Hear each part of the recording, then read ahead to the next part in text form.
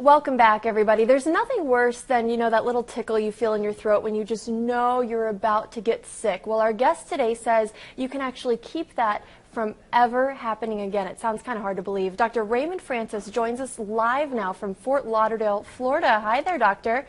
Hey, how are you? Good. I'm so glad we could make this work out. So you have this book that's called Never Be Sick Again, and that sounds amazing, but it's hard to believe. Well, it may be hard to believe because we don't experience that, but it's true. And the thing is this, here's what people need to know.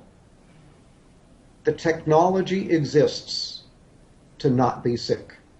The information we already have is sufficient to prevent and reverse this epidemic of chronic disease that we have in America. And as you pointed out, you don't even have to have a cold.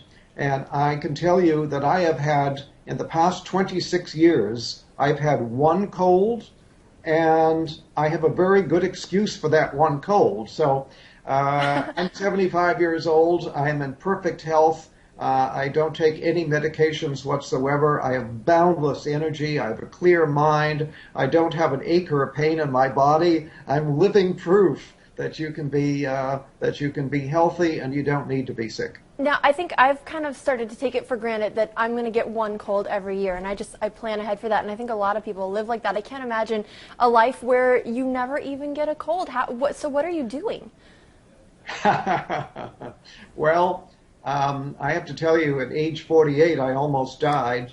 My death was a medical certainty, and I had to use my own knowledge of biochemistry to save my life and then to restore my health. And that's what got me interested. Almost dying really caught my interest. What I do, I changed my diet. I changed my lifestyle. I've learned how to eat good food. I take very high quality supplements. In fact, I now make my own supplements and sell them, very, very high quality. I get regular exercise. I meditate on a regular basis. So in short, I changed my diet. I change my lifestyle, and I take very high-quality supplements, and that's why I'm so healthy. So what are some changes that all of us can take? Because not everyone is able to, make their own supplements in their home. So what are some simple things that we can do right now to keep ourselves from getting sick again? Okay, well, simple things. If you want to do one thing and only one thing, get off of sugar. Sugar is a deadly metabolic poison.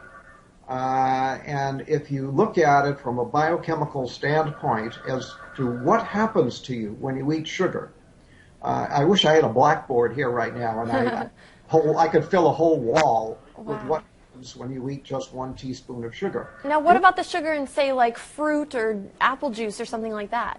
Well, apple juice, no, but fruit. If you eat a piece of fruit, that's okay. Okay. A fruit juice is not okay because you get too much bioavailable sugar and you get a sugar spike in your blood. But when you get a sugar, you can eat 1 teaspoon of sugar. Within 2 hours, your immunity will be reduced by 50%. And then people say, oh, I caught a cold. No, you didn't. You reduced your immunity and you then made yourself susceptible to an infection. So that's why I don't get colds. I don't get infections because I keep my immunity strong and I don't eat sugar. All because of sugar. So that bag of jelly beans we've been passing around here in the newsroom ever since Easter, that's something that's hurting us. Bad idea. Yeah, you don't want to do that. Sugar, as I say, is a deadly metabolic poison. And what I mean by that is that it screws up all of your biochemistry. Just 1 or 2 teaspoons of sugar will throw your normal biochemistry into chaos for a period of 6 to 8 hours. And that's not very much sugar. It doesn't sound like a lot. Sugar. One cola drink has about 10 to 12 teaspoons. So you eat 1 to 2 teaspoons, your body is going to be in biochemical chaos for 6 to 8 hours. Now, health is when all of your biochemistry is balanced and all your chemistry is working right. When you eat sugar, you throw that balance out for 6 to 8 hours. So if you eat sugar in the morning, put some sugar in your coffee or have a breakfast cereal with a contained sugar, and then have more sugar at lunch and more sugar in the evening, guess what? Your body is going to be in biochemical chaos 24 hours a day. So what's a good amount then to get on a daily basis? None. None. None. Yeah. And here we allow children, we don't allow children to smoke cigarettes. We don't allow children to drink alcohol, but we allow them to buy sugar and eat sugar. Sugar is far more dangerous than alcohol or cigarettes. Really? Yeah, I was going to ask you, what do parents need to do? Because you're going to have a hard time convincing your child who wants candy right now that that's not good for them. Right. I understand the problem. I'm well aware of it. But you asked the question, what can people do? That's one thing anybody can do to improve their health. Sugar causes every imaginable disease. For example, Alzheimer's. Sugar is the leading cause of Alzheimer's. Sugar is a major cause of cancer, a major cause of heart disease, a major cause of diabetes. This is, it's a major cause of colds and flu. Sugar is a deadly metabolic poison. Get off of it. Now, let me ask you, how did you come to this understanding of sugar? Because if it's so bad, why aren't we hearing about this all over the place? A lot of, my doctors never told me not to eat sugar. Yeah, well, nobody ever told your doctor. Your doctor is not doing the research to find out. And the sugar industry spends so much money on campaign contributions to members of Congress that sugar is actually subsidized in America. It should be outlawed, and it's subsidized. Wow, and it's hard to convince people not to eat it because it tastes so good. That's why we all love it, Now, it does taste good. I want to ask you, how does this all apply to allergies? I'm actually fighting some allergies right now. I don't know if you can tell, but, I feel a little bit sick on a daily basis, and it's because of allergies, not a cold. Can you affect allergies this way as well? Absolutely.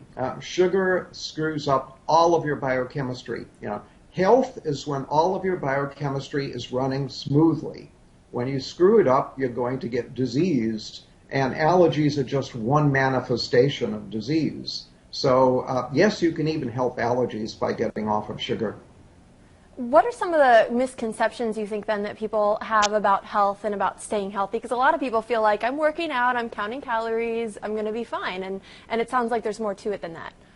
There's a lot more to it than that, and that's why I wrote my book, Never Be Sick Again. And really, everybody should read Never Be Sick Again because it tells you all this stuff, and it tells you how to stay well. It tells you how I got sick and how I got well and how you stay well. But basically, it's all comes down to the cells. We're all made of these little little microscopic units of life called cells. And we started life as one cell in our mother. The average person is now somewhere around 75 trillion cells. 75 trillion, that's a lot. But it all comes down to if every cell is working the way it's supposed to, you can't be sick. Gotcha. The only way to be sick is when a large number of cells malfunction. So your job is to keep all your cells functioning properly. Well, how do you do that? Very simple. You give the cells all the nutrition they need on a daily basis, and they have a grocery list of what they need. So give them what they need on a daily basis and keep them free of toxins that can interfere with the normal function of the cell, and then the cells will function normally, and then you can't be sick. So you see, you can live a disease-free life simply by keeping your cells functioning normally. It sounds so simple when you say it. We do need to take a quick break. We have so much more to talk about. You actually wrote an entire book just on cancer, and I know a lot of people are going to be really interested to hear what you have to say on that. So we're going to take a quick break. Again, the title of the book, Never Be Sick Again. We'll be right back.